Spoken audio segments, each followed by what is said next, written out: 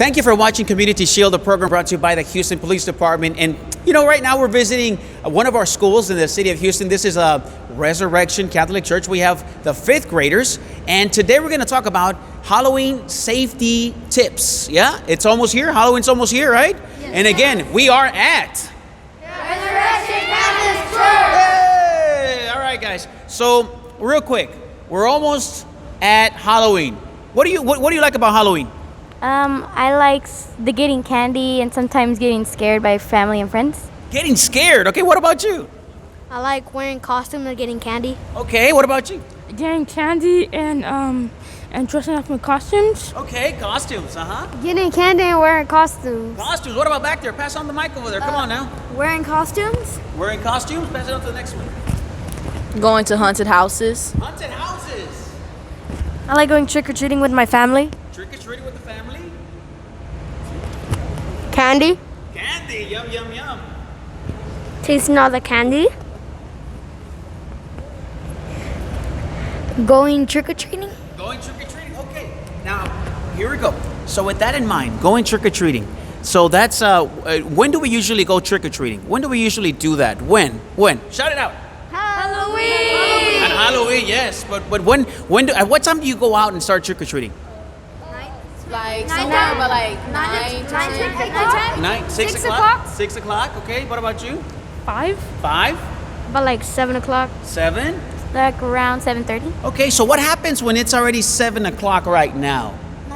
Is it still light outside or is it dark outside? It's dark. Dark. Everybody say dark? Dark! Yes, it's dark outside. And what happens when it gets dark out there on the streets and you're walking down the streets? What happens?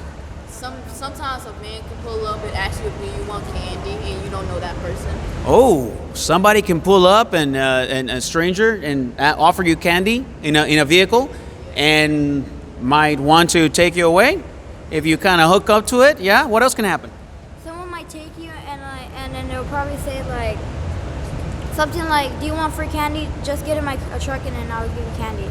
Okay, all right, good. Okay, so there's gonna be darkness, right? The streets get dark. So what about kids running around on the street? Is that gonna happen on Halloween night? Or that doesn't happen? It does happen. It does happen, right? So what would you tell your friends on a Halloween night when the streets are dark? What should we do as kids trick-or-treating? Try to avoid riding cars and avoid trying to hit kids, because if you're driving cars and it's dark outside. Okay, so the kids, should they be running around across the streets without any type of supervision? No, they should always have an adult to watch and make sure no one gets hurt. That's right. What about drivers? What do we tell the drivers? Can you help me out with that? To slow down. Slow down. What else do we tell the drivers? Don't drink and drive.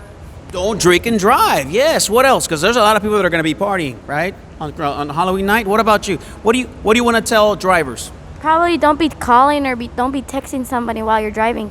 Okay, don't be texting. That's a great one. Don't be texting. What else do you want to tell the drivers on trick-or-treat night? Watch the road. Watch the road. Guáchale. What about anybody else wants to say something to the drivers? Yes, sir. Be careful how you drive. Be careful how you drive. Yes? Be careful how you drive or you might hit kids. Be careful. Yeah, you might hit a kid. Yes. So always have your lights on to see if a kid is passing. Yes, absolutely. Have your lights on so you can see the kids that are walking by. To stop at the stop sign? Stop at the stop sign. Hey, that's a big one, right? That we don't ever talk about. Yes, sir.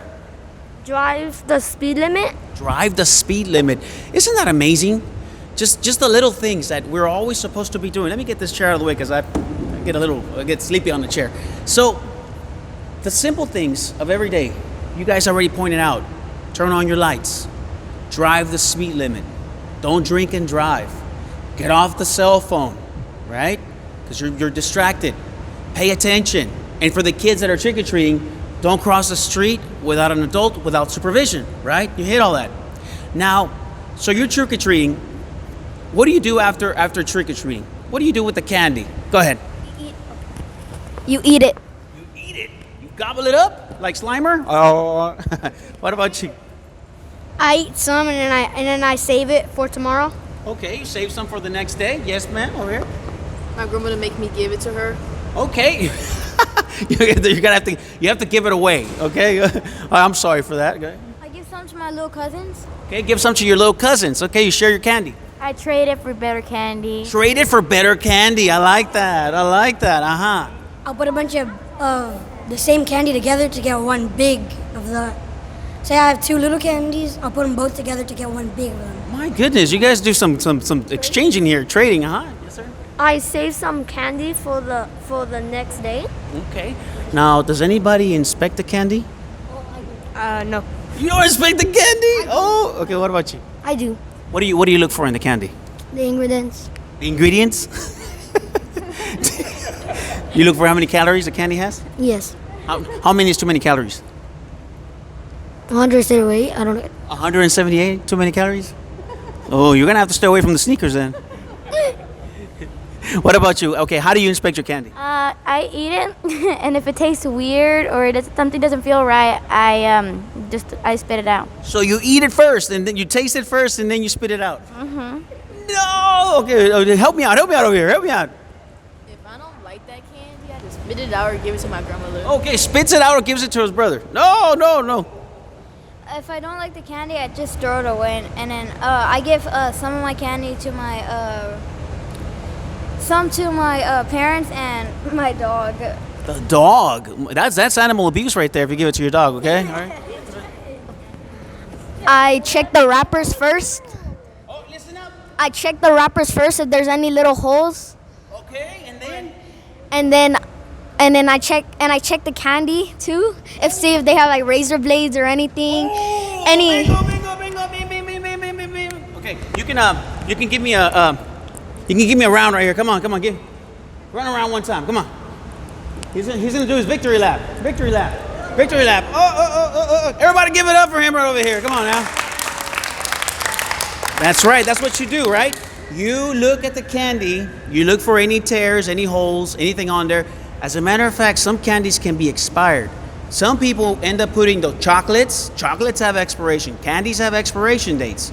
And they'll put an old candy in there that may be already in a bad condition, and you're going to put it in your mouth, and when you taste it, that it tastes nasty, it's probably a little too late when you're putting it already in your mouth. So check it out. Check out the wrapper. If you see any holes, usually Snickers candies, they're airtight, right? So that you don't let anything from the outside in until you're ready to open it or eat it, right? Yes, ma'am. My parents, before they give out candy, they always check the expiration dates on boxes because sometimes we have candy in our house, so we just maybe use it, but if it's already expired, we don't.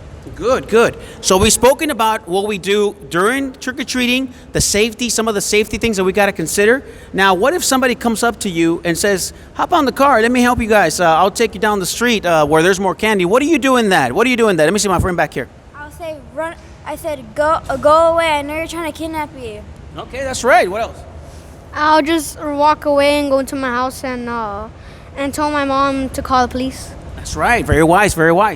I probably say, no, thank you, I'm fine. Yes, ma'am. Run, Foster, run. Run!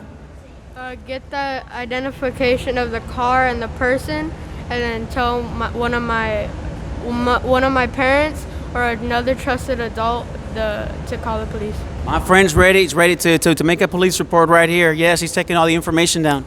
If it's not a Lamborghini, I'm not getting in it. Oh, if it's not a Lamborghini, he's not going to get into it. What about you?